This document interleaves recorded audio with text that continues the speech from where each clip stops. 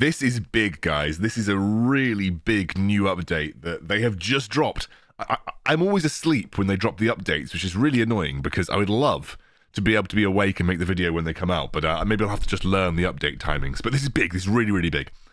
They seem to have listened to a hell of a lot of community feedback, which is really hopeful for me, especially around global launch. There is so many good things in this update that I don't even know where to start. I'm also probably going to cover the other news in this update as well. I was going to make 2 separate videos, but given the news has already come out, I think I'm just going to combine it into 2. So stay tuned towards the end, or just check the description for the other big news that you may have missed, because there is a new leader unit getting released today, basically. You can get access to the new leader unit today, depending on how good your guild is at doing stuff. So, update 2.1 is here, and we've updated the player versus player experience, collection levels, dungeons, and more. First of all, PvP. They have made some pretty big changes here. Now, it's not going to affect me massively because I'm kind of 3,000 plus on most of my leaders, but if you're leveling up a new leader, this will affect your experience. Level caps in PvP have been reworked and are now based on leader honor. We will continue to monitor the PvP experience and adjust as needed. So, from 0 to 999 honor, your level cap is 1. Everyone will be level 1. From 1,000 to 2,000 or 1,999, the level cap is 3, so your maximum level cap will be 3. And bear in mind, it's not very hard to hit a level cap of 3. From 2,000 to 3,000, essentially, your level cap is 5, which, again, not particularly hard to get to a level cap of 5, which means even if a player who has got level 20 units on a new leader, they will need to level that leader up at a equivalent level cap to the majority of the people playing in those levels, all the way up to 3,000, which is really awesome because it means that new players are not going to get massively curb stomped by people like me who haven't even touched Chalga or something like that in PvP. So when I'm now playing Old Murkai or Chalga in PvP and I want to level up my leader honor from 0 to 3,000, I have to do so on an even playing field to the majority of the people, all the way up to level to honor leader honor 3,000, which is not only going to make it harder for me, but it makes it fairer for everybody as well. Obviously, at leader level 3,000 onwards, there is no level cap, which ultimately I think this is a good middle ground. Now, I've always said this about the game. There needs to be some advantage for spending in PvP. There ultimately needs to be, because the PvE experience is not extensive and wide enough to sort of say all of your money can go towards PvE. There needs to be some kind of level, advantage in PvP. Look at Clash Royale. I mean, there would be no way that game would have made so much money if there wasn't a level advantage gotten for you in PvP. But this now makes it so that if you are new to the game, and let's be real, 3,000 leader honor is a lot of games. It's not, that's going to take most people a few months to even get to that point, at which point they've built their collection up and they might even be pushing up towards level 7 anyway. The way that I see it is that level 7 is relatively achievable. I've put about $100 into the game, and I've hit level 7/8 if I'm lucky on most of my units, right? That's probably about 2 to 3 months worth of work that I've skipped, essentially. To get to level 9 and level 10, it requires an unbelievable amount of money to get that point. Getting to level 7 is actually relatively easy. Getting to level 8, level 9, and level 10 requires significant more investment. And most people can, if they're really good at PvP, a 2-level disadvantage is usually not too bad to beat. I have beaten level 9s before. And if you get into level 10, that's like the max level that you can get. So once you're at level 7, you're basically at the standard level that most people are going to be at in PvP for the foreseeable future. So I think this is a really good move and a really good change, and I think it's going to even out the PvP experience for most people. And I think by the time that you're getting to the 3,000 honor plus, you're probably going to be level 6 or level 7 anyway, and at that point, you're going to be about even with the majority of people that are around that level. Very few people in this game have level 9, and I don't think anybody has got level 10 units, or I've not seen anybody with level 10 units.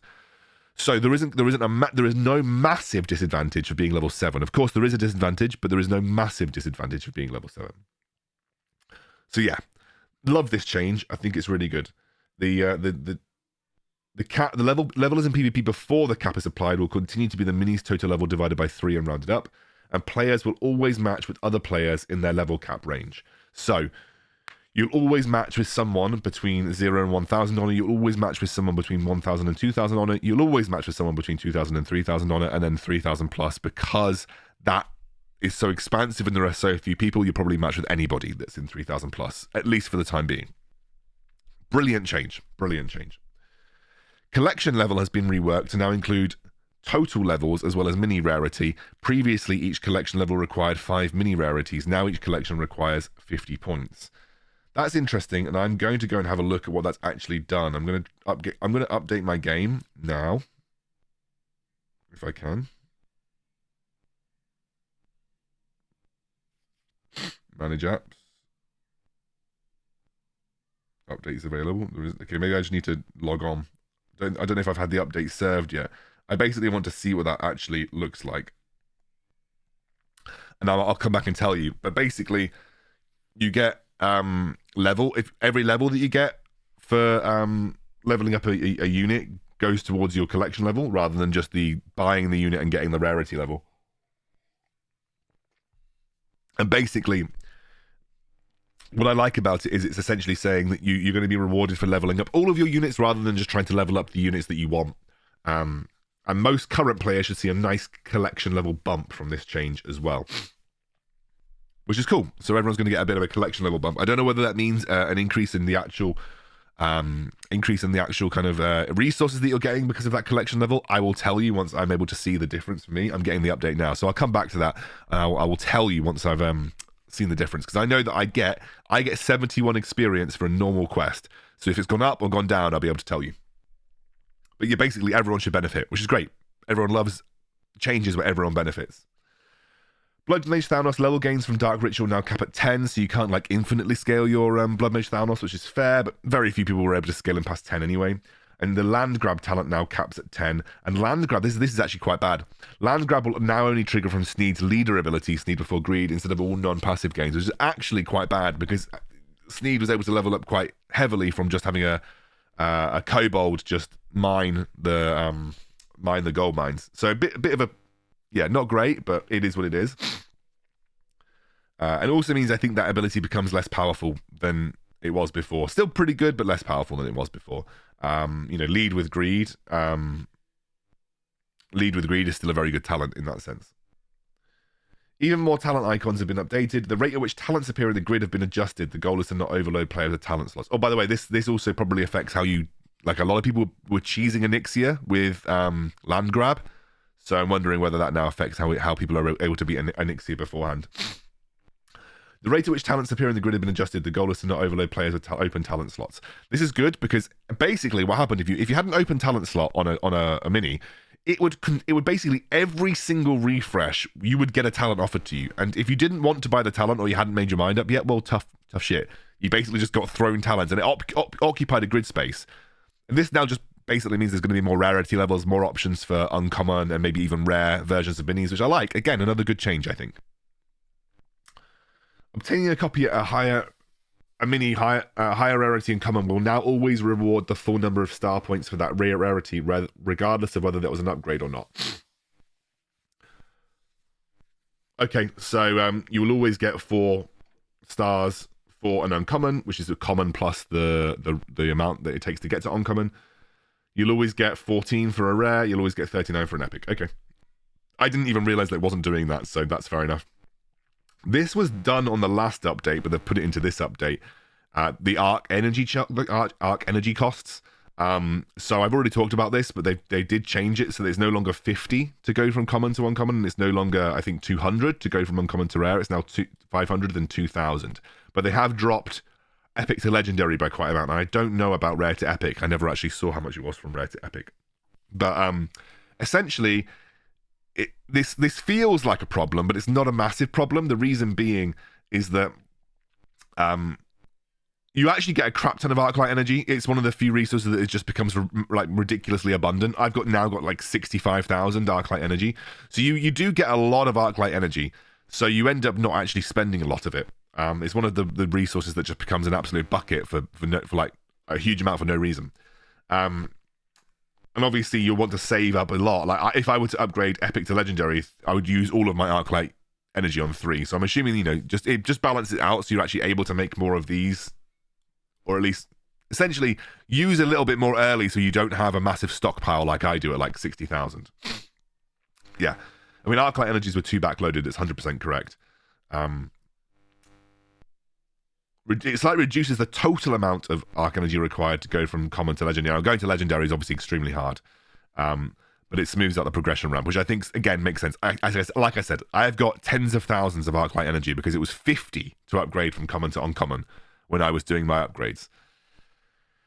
Player chosen army upgrades, the bottom row can now be rerolled immediately after obtaining them. That was great because usually you had to beat the dungeon enough so that you could get a full row of bottom ones before you could upgrade it. Now you can upgrade it whenever you get it, which makes much more sense. This is my favourite change of the entire update. Army upgrade rerolls now cost 250 arc energy. They were 50 coins. Like I said, arc energy, pretty abundant. I'm sure that this change will end up being more painful for me the further I go into the game. But right now, that is more appealing to me than spending 50 gold. 50 coins. Coins are basically the only way that you can get rarity levels. Coins are the only way you can get rarity levels, and a lot of it is the only way that you can unlock new minis. You should really only be spending your coins on the grid. Spending your coins anywhere else on the grid is wasting that resource, and you will kick yourself for it, like I did when I started the game. Arc energy, like I said, is a lot easier to grind. And you generally end up with a much higher surplus of it. 250 still feels quite steep to make a reroll. I think that's a relatively fair trade-off, given like I've got 10,000 coins now and 60,000 arc energy, so it kind of makes sense on a 5-to-1 ratio. But 250 might be a bit steep, but it's still my favorite change of the update because now it's using a resource that isn't directly damaging how you can progress your units in terms of sort of getting rarity levels and unlocking new ones. So, and also coins are much harder to grind, whereas arc energy, like I said, you get much higher options for arc energy across the board. And you can now select a loader of emote. A kobold miner is going to set a tower skins for each army. So basically, that's cool. You get some emotes in. Oh, it's another great update. I've forgotten how good it was. I've forgotten how good it was when I was reading, guys. I forgot how amazing this was when I was reading. I just got some more gold. Let's have a look. Right, should we have a look? I'm just going to quickly have a look at what my... Why am I getting free gold? It's not the gold that we got earlier. I was just getting more free gold for some reason. I was getting 75. Right. Quest. So my 3 times is 249. So I think I've had a slight bump in my collection level. What is my collection level now? No, so my quests now give 69. So I've actually had a reduction in my collection level. Because I was getting 71 from quests.